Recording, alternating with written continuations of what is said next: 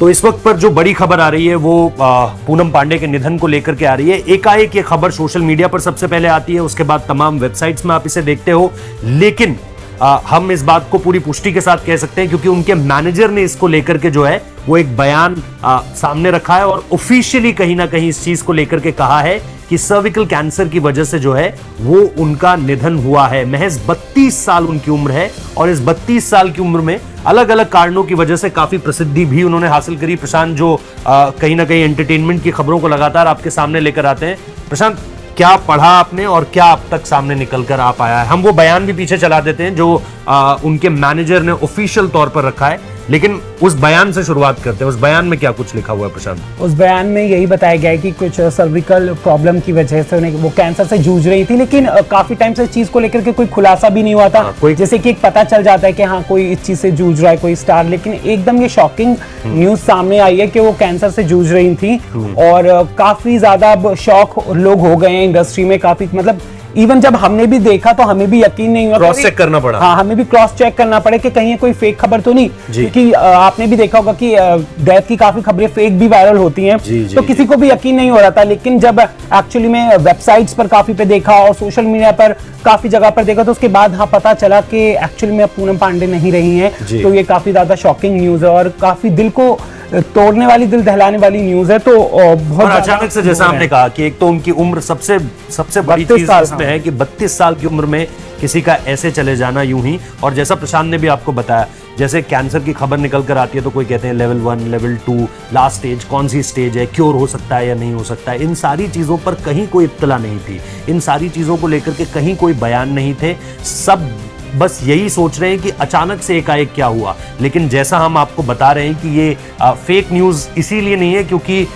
It's been verified by his manager. जो उनके manager हैं उन्होंने इसको वेरीफाई पूरी तरीके से कर दिया है। वो स्टेटमेंट भी हम जल्दी दिखाते हैं आपको, जिस पर इस पूरे की पूरी घटनाक्रम के बारे में लिखा गया है। हमें यह भी बताया गया है कि आखिरी दिन जो उनके थे वो उन्होंने अपने जो गृह राज्य, एक तरीके से गृह जनपद है, कानपुर में बिताए, जहां से उन्होंने ये सारा का सारा सफर शुरू किया था।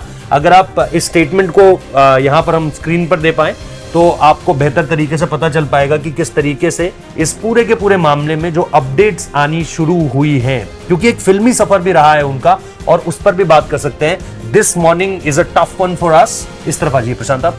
This morning is a tough one for us. Deeply saddened to inform you that we have lost our beloved Poonam to cervical cancer। इस चीज को लेकर के है और यहां पर अगर आप देखेंगे, every living form that ever came in contact with her was met with pure love and kindness, जिसके बारे में बताया गया है उनके मैनेजर की तरफ से। देखिए क्या लिखा है, this morning is a tough one for us। ये सुबह हम सब के लिए जो है वो बहुत मुश्किल है।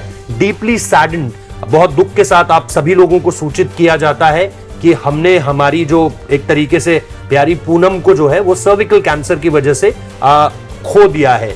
और ये कहीं ना कहीं वूम्ब एरिया का जो कैंसर, जिसे आप कहो कि यूट्रस के सबसे जिसे कहो शुरुआती या निचले हिस्से में आप इस पूरी की पूरी चीज को एक तरीके से देख सकते हो। जो आप कैंसर होता है ये पूरा का पूरा, ये आपके बिल्कुल last point of your uterus में आपको देखने को मिलता है। उसके बाद सर्विकल कैंसर के बारे में उसके बाद आगे लिखा है, एवरी लिविंग फॉर्म, जो भी उनसे मिला वो बहुत ही प्यार से उन्हें याद करता है और बिल्कुल प्योर लव एंड काइंडनेस इसके बारे में बताया गया है। In this time of grief we would request for, ये जो मुश्किल घड़ी है इसमें हम आप सभी लोगों से ये दरख्वास्त करते हैं, ये हमारा अनुरोध रहेगा आप सबसे कि वो प्रिवेसी दी जाए। Remember her fondly for all that we shared. तो और उन सारी की सारी चीजों को याद रखा जाए जो हमने उनके साथ जी हुई हैं। प्रशांत, उनके साथ जब जीने का मतलब है तो उन फिल्मों का जिक्र करना चाहेंगे, क्योंकि देखिए प्रसिद्धि में आने के अलग अलग कारण जरूर थे। एक 2011 वर्ल्ड कप के समय पर भी उन्होंने बयान दिया था, आज उसका जिक्र नहीं करना चाहूंगा, लेकिन कहीं ना कहीं वो एक बहुत ही, जिसे आप कहो टिप ऑफ द आइसबर्ग आप उसे रख सकते हो कि भाई वो स्टेटमेंट था जिससे उन्हें बहुत ज्यादा popularity milli.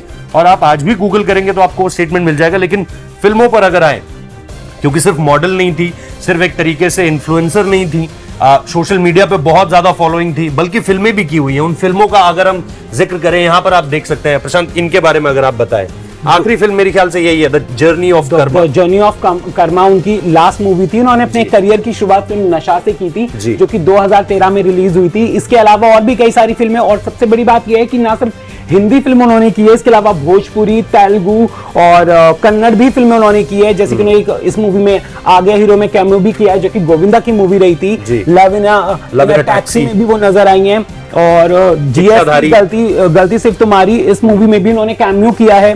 Love is poison, ये मूवी भी आई थी जो कन्नड़ मूवी थी, स्पेशल अपीयरेंस दिया है। तो कहीं ना कहीं फिल्मों से तो नाता उनका जुड़ा ही रहा। और सबसे बड़ी बात यह है कि फिल्मों के साथ साथ उन्होंने टेलीविजन पर भी काम किया है।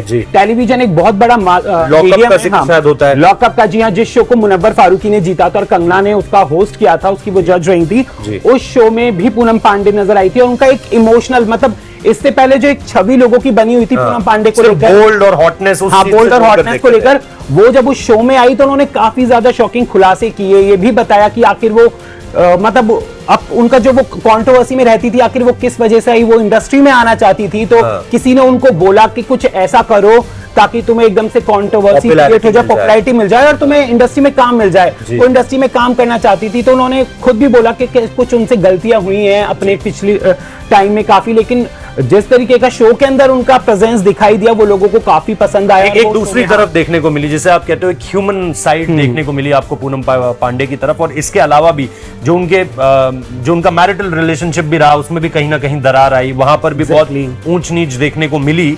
लेकिन कुल मिलाकर जो, जैसा हमने आपको बताया कि ये एक बहुत ही शॉकिंग खबर है, ये बिल्कुल ही, क्योंकि 32 साल में किसी का यूं चले जाना जिसके बारे में पहले कोई जानकारी नहीं थी और अचानक से पता चलता है कि वो अब इस दुनिया में नहीं है, ये अपने आप में बहुत ज्यादा शॉकिंग न्यूज है। तो जैसा उनके मैनेजर ने भी लिखा था कि हमारी जो सारी की सारी संवेदनाएं हैं वो परिवार की तरफ है, उनकी प्राइवेसी को, उनके परिवार की प्राइवेसी को पूरी तरीके से ध्यान में रखा जाना चाहिए और भगवान उनकी आत्मा को शांति दे, इसी प्रार्थना के साथ नमस्कार।